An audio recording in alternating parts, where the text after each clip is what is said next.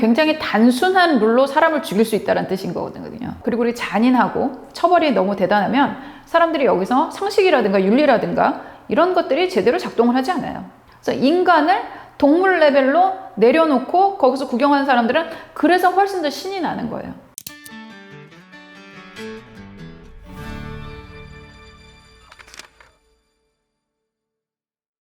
평소에도 넷플릭스 많이 보세요? 아니, 많이 보진 않는데 진짜 이 오징어 게임이 대단하다는 생각이 들었어요. 그것 때문에 보기 시작했어요. 나는 거기에 나와 있는 한국 그 컨텐츠들이 나랑은 잘 안 맞아. 자극적이야? 너무 자극적이기도 하고, 너무 일단 잔인해요. 그러니까 그 오징어 게임에 대해서 사람들이 이제 얘기를 되게 많이 하는데, 여러 가지 측면에서 이제 이야기를 하는데, 나는 거기에 룰에 대해서 좀 관심을 가져봤어요. 무궁화 꽃이 피었습니다. 뭐 달고나 뽑기 막 이제 이런 거잖아요. 네. 근데 그런 것들이 다른 서바이벌 내용이 있었는데 이 오징어 게임 굉장히 단순하다. 그래서 사람들이 뭐 전 세계 열광할 수 있었다. 뭐 이제 이렇게 얘기를 하는 거죠. 그 얘기는 뭐냐면 굉장히 단순한 룰로 사람을 죽일 수 있다는 뜻인 거거든요. 되게 고도화된 어떤 거를 통해서 너가 이거를 풀면 살아, 아니면 죽어. 이제 이렇게 하게 되면 그나마 거기서 내가 뭔가 잘해볼 수 있을 거라는 생각을 이제 하게 된다라는 거예요.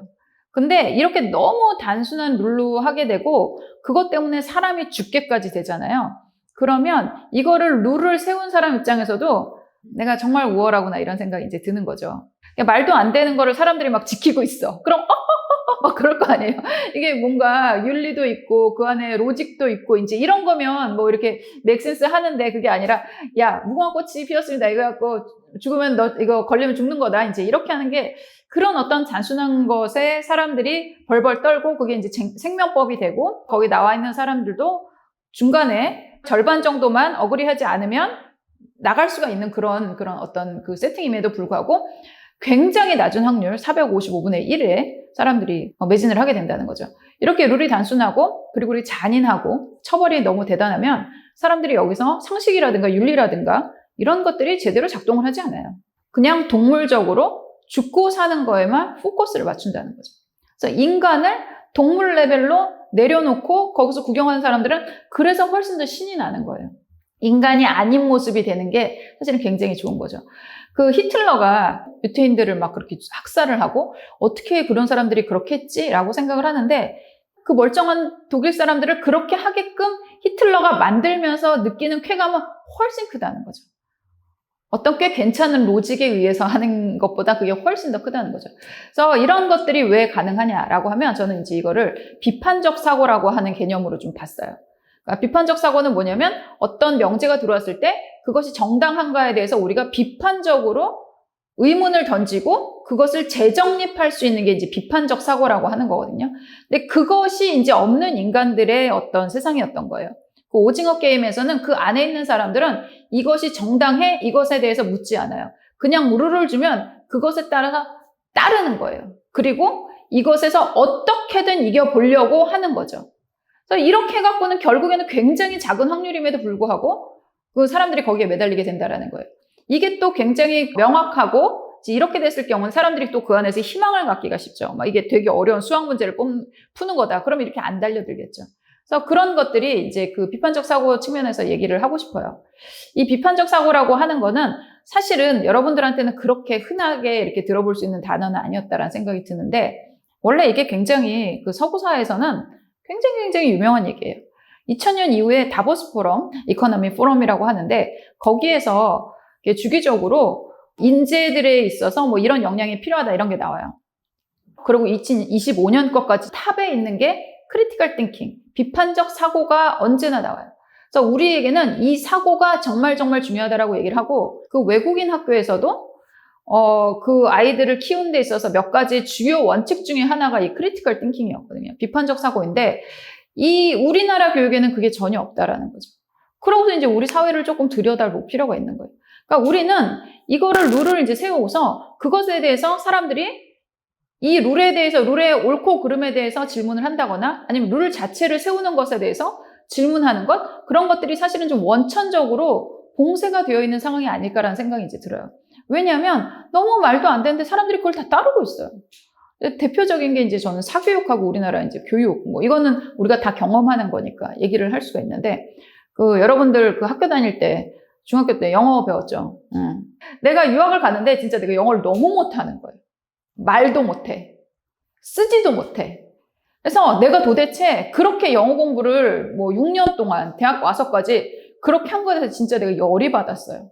정말 내 그 노력과 시간에서 나라를 대상으로 나는 정말 고소를 하고 싶었어. 근데도 사람들이 그걸 아직까지 계속적으로 쓸데없음을 알매도 불구하고 반복하고 있다는 거죠.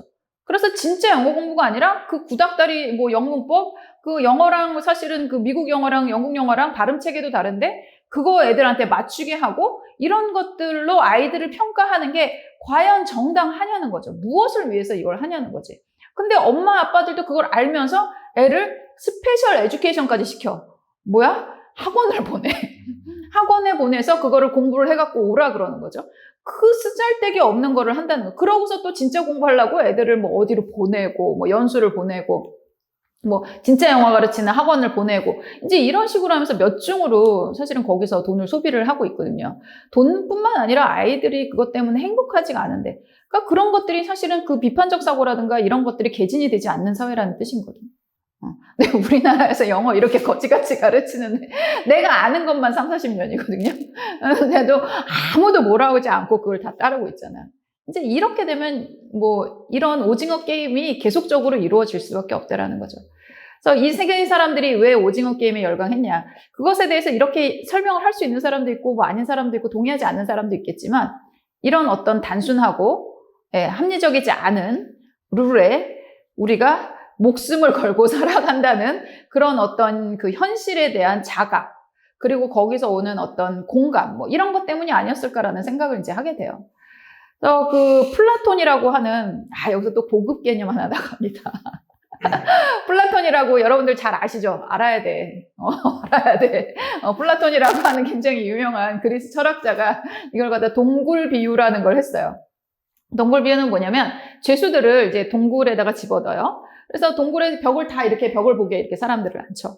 그런 다음에 뒤에서 불을 붙인 다음에 거기서 뭐 돼지 그림자, 뭐 나무 그림자 이런 걸 막 보여줘요. 그럼 이제 이쪽만 보고 있는 죄수들은 저렇게 돼지는 새까맣고 평면적으로 생겼구나. 뭐 그러고 나무는 저렇게 생겼구나. 이 사람들은 그게 다라고 생각을 한다는 거죠. 근데 사실은 돼지는 그렇게 평면적으로 생기지도 않고 새까만 돼지는 그렇게 흔하지도 않죠. 나무는 더더욱 마찬가지고. 그래서 이거를 사람들이 진실을 알게 되면 결코 거기에 머무르지 않을 것이다. 더 이상 그 동굴로 돌아가서 그거를 받아들이지 않을 것이다. 그래서 진실을 알아야 된다라고 이제 그런 이야기를 했는데 그런 수많은 동굴 비유가 있는 것 같아요. 우리 그 삶에 있어서. 사실은 진실이 아님에도 불구하고 진실이라고 믿으라고 하면 진실로 받아들이고. 그래서 그런 것들에 대해서 우리가 진짜 진실이 무엇인지, 물론 진실이라는 게 과연 있을까? 사실 그런 생각도 들긴 하지만 그러니까 이런 것들을 우리가 이성을 사용을 해서 비판적으로 생각하고 정당하다고 생각하는 건 내가 받아들이고 정당하지 않다라고 생각하는 거는 그것을 사실은 재정립을 해서 정당한 것이 무엇인가 그런 것들을 만들어가는 거를 개인들이 해야 돼요. 그 권위자애들한테 계속적으로 이렇게 의존을 하다 보면 권위자들이 지들 편한 세상으로 만들어요. 그게 지배의 논리였다는 거죠. 이제 그걸 사람들한테 계속적으로 주입을 하다 보면 진짜 그런가 보다라고 생각을 해서 그것에 맞춰서 산다는 거죠. 예전에 그 조선 말기에 그래서 서학이라는 게 들어왔어요. 천주교가 들어왔는데 거기서 만인은 평등하다. 교리가 그거거든요. 그러니까 만인은 그 하나님 앞에서 다 평등하다라고 얘기를 했는데 그래서 그때 우리나라에 굉장히 많은 사람들이 그 서학을 그러니까 그 천주교에 들어가서 순교를 당했어요. 그때 그게 굉장히 불온하다. 그러니까 우리 그 국가 지배 시스템이랑 완전 반대되는 이야기이기 때문에 사람들을 그래서 그때 성인으로 된 분만 103명이 이제 될 정도로 엄청나게 많은 사람들이 순교는 훨씬 더 많았죠. 근데 그 사람들이 뭐 대단한 신앙이 있었던 사람들이냐? 그렇지 않다라는 거예요. 계급주의 사회에서 만인이 평등하다라는 이 얘기를 해주는 것만 해도 거기에 내가 내 목숨을 바친다는 거죠. 그래서 이 종교에 들어온 지 한 달밖에 안 된 사람, 뭐 교리에 대한 이해가 깊지 않은 사람, 그런 사람들이 다 거기서 천주님을 믿으면서 목숨을 바쳤어요.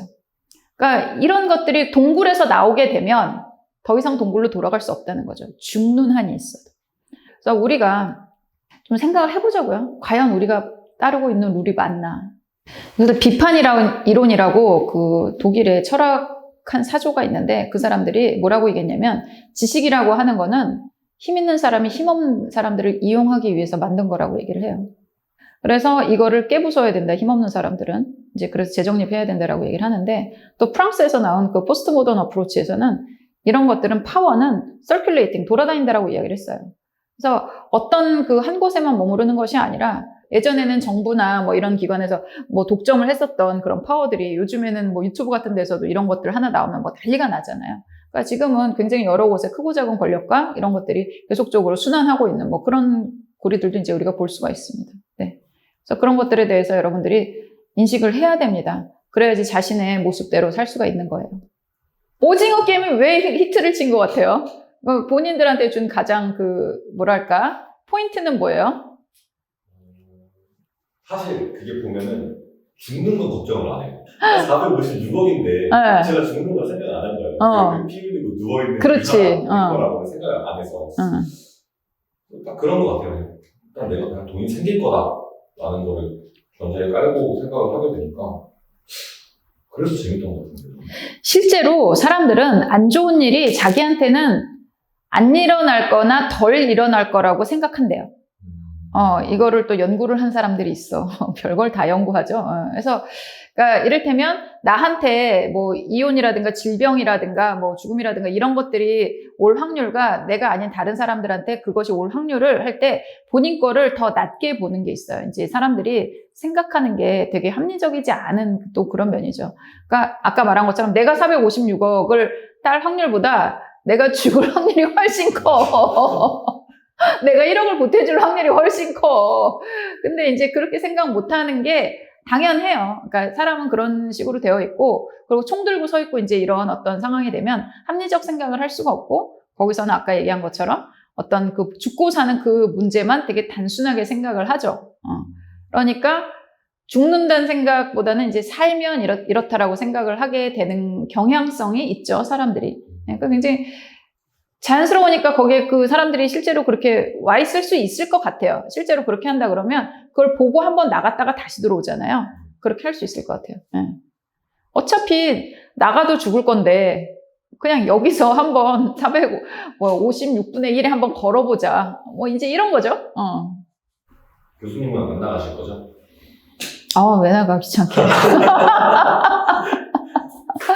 나는 심지어는 그러니까 로또를 거의 사본 적이 없는데 왜 안 사냐 그러면 로또 될까봐 안 사.